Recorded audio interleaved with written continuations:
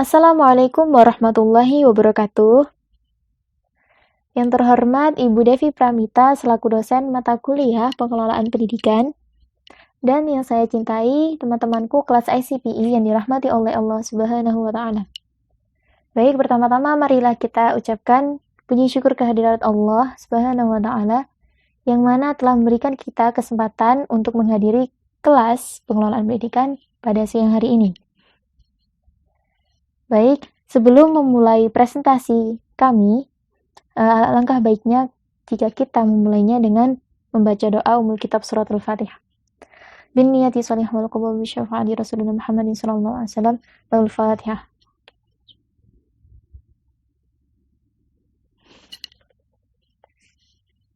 Amin amin ya rabbal alamin. Baik, langsung saja. Perkenalkan presentator pada siang hari ini yaitu saya sendiri, Nafla Rifki, dan teman saya yaitu Zikri Dinikal Asih. Di sini kami membawakan materi yang berjudul pengelolaan kurikulum.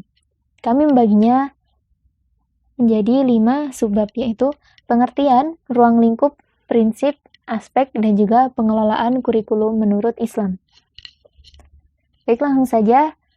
Materi pertama akan disampaikan oleh teman kita yaitu Zikri. Kepadanya dipersilahkan. Pengertian pengelolaan kurikulum. Yang pertama, pengertian pengelolaan.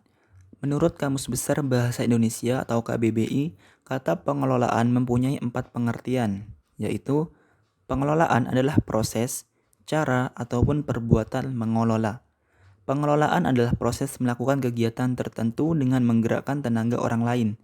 Pengelolaan adalah proses yang membantu merumuskan kebijaksanaan dan tujuan organisasi.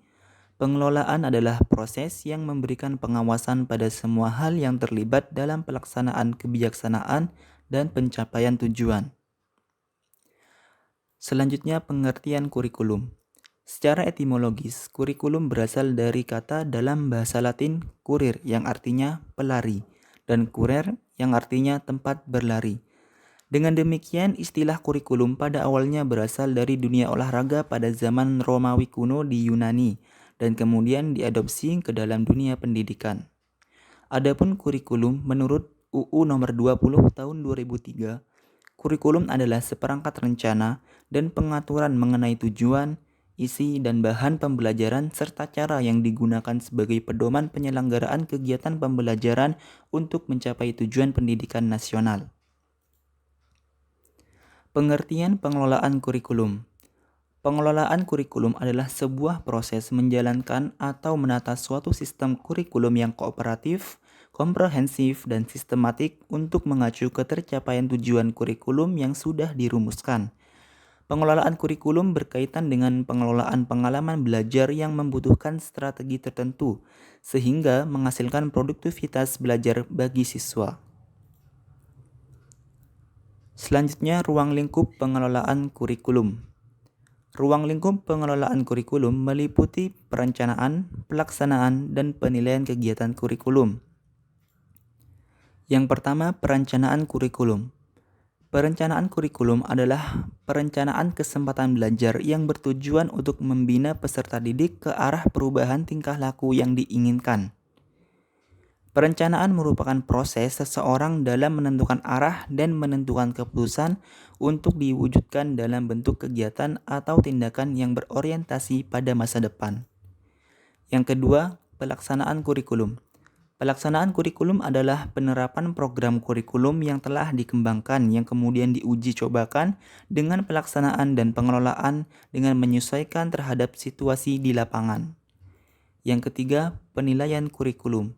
Penilaian kurikulum adalah proses pembuatan pertimbangan berdasarkan kriteria yang disepakati dan dapat dipertanggungjawabkan untuk membuat keputusan mengenai suatu kurikulum. Yang keempat, perbaikan kurikulum. Perbaikan kurikulum intinya adalah untuk meningkatkan kualitas pendidikan yang dapat disoroti dari 2 aspek, yakni aspek proses dan produk.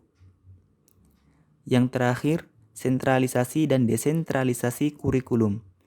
Hal ini memusatkan semua wewenang kepada sejumlah kecil manajer atau yang berada di suatu puncak pada sebuah struktur organisasi.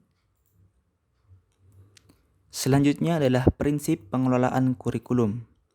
Prinsip-prinsip pengelolaan kurikulum mempertimbangkan kebijaksanaan pemerintah maupun Departemen Pendidikan Nasional.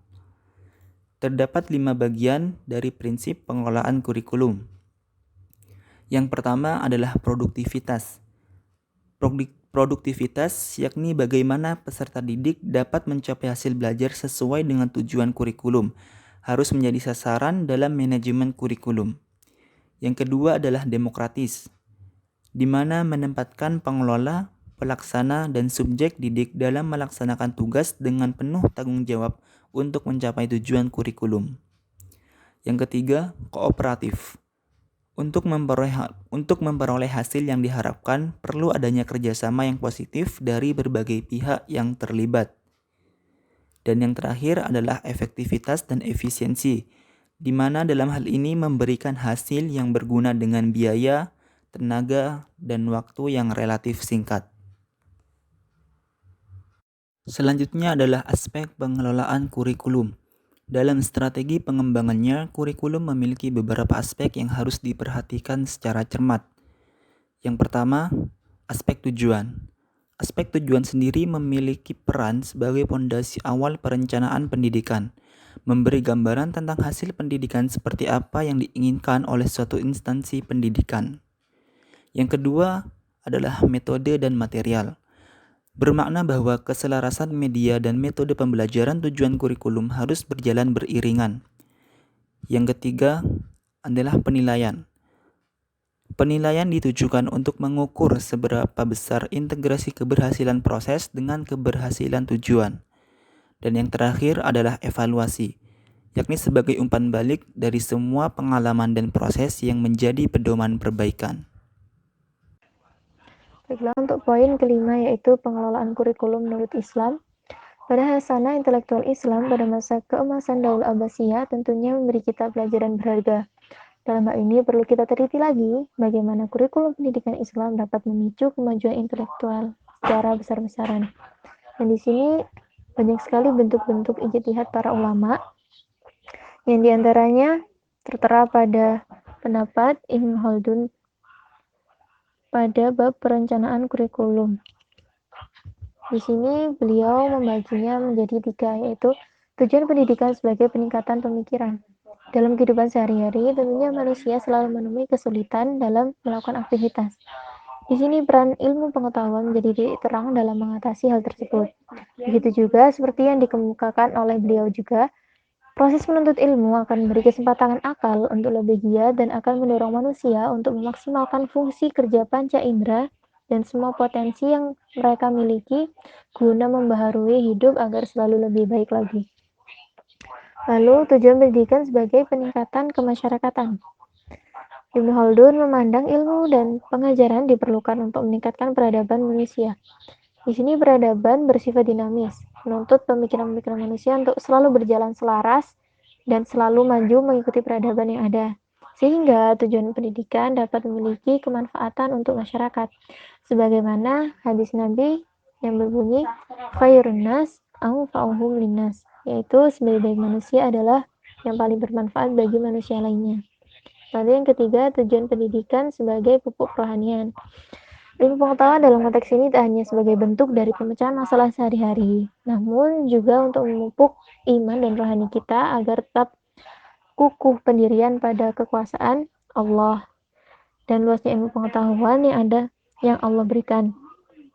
Seringkali manusia memandang bahwa sains menjadi ujung dari piramida kehidupan, di mana konsep teologi tak lagi digubris dan rasionalitas menjadi pedoman berkehidupan.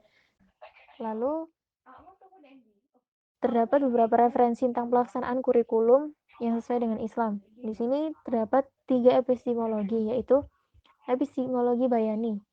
Di sini menekankan pada nakliyah, yaitu Al-Quran dan As-Sunnah. Dan keduanya berpegang pada makna teks dengan menggunakan logika, penalaran atau rasio sebagai sarana analisis. Epistemologi bayani menjadikan realitas kewahyuan atau Al-Quran dan hadis terkemas dalam wacana bahasa dan agama sebagai acuan berpijak memperoleh ilmu pengetahuan. Lalu yang kedua, epistemologi irfani. Menurut Muhammad Amin Abdullah, sumber pokok ilmu pengetahuan dalam tradisi episteme irfani ialah experience, yaitu pengalaman. Di sini pengalaman hidup sehari-hari yang konkret seperti pahitnya konflik, kekerasan, disintegrasi sosial, dan akibatnya ditimbulkannya dapat dirasakan oleh siapapun tanpa harus dipersyaratkan mengenal keagamaannya. Nah, di sini mengajarkan untuk kita berpola pikir yang lebih bersifat unity in difference, toleran and pluralis dengan mencairnya batas-batas formal antara kultur, ras, agama, dan etnis. Lalu yang ketiga, terdapat epistemologi Burhani. Al-Burhani secara genealogis berhubungan erat dengan tradisi pemikiran Aristotelian. Sistem epistemologi bertumpu pada seperangkat kemampuan intelektual manusia, baik berupa indera, pengalaman, maupun rasio. Untuk memperoleh pengetahuan tersebut, nalar Burhani menjadarkan pada kekuatan rasio dengan menggunakan dalil dan logika. Atas ketiganya, pengelolaan kurikulum Islam harus memadupadankan kepada konsep Al-Quran dan Al-Hadis, experience, dan rasionalitas, hingga terwujudnya peserta didik yang tidak hanya kuat dalam spiritual, namun juga intelektual. Tanya itu, penunjang utama kurikulum juga terletak pada pembudayaan amaliyah-amaliyah mahdoh yang harus ditekankan setiap harinya. Peserta didik tak hanya pandai dalam hal keilmuan, namun hatinya juga senantiasa terhubung pada Sang Pencipta. Baiklah, itu tadi adalah 5 poin yang dapat kita jelaskan tentang pengelolaan kurikulum. Di sini terdapat 5 poin juga tentang kesimpulannya. Yang pertama, pengelolaan kurikulum adalah sebuah proses menjalankan atau menata suatu sistem kurikulum yang kooperatif, komprehensif, dan sistematik. Lalu ruang lingkup pengelolaan kurikulum meliputi perencanaan kurikulum, pelaksanaan kurikulum, penilaian kurikulum, perbaikan kurikulum, dan desentralisasi serta sentralisasi kurikulum. Yang ketiga, prinsip-prinsip yang harus diperhatikan antara lain produktivitas belajar siswa, penempatan segala sesuatu secara demokratis, adanya ketertarikan berbagai pihak secara kooperatif, lalu memaksimalkan efektivitas dan efisiensi. Yang keempat, pembuatan kurikulum melalui beberapa aspek kurikulum, yaitu aspek tujuan, metode, dan media yang dapat dijangkau, lalu aspek penilaian, dan juga evaluasi.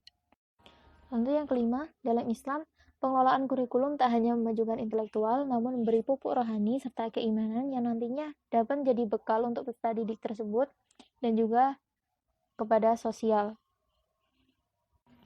Baik, sekian presentasi dari kami. Apabila ada pertanyaan, silahkan langsung chat pada grup pengelolaan pendidikan kelas ICP. Sekian dari kami, apabila ada salah kata, kami mohon maaf. Assalamualaikum warahmatullahi wabarakatuh.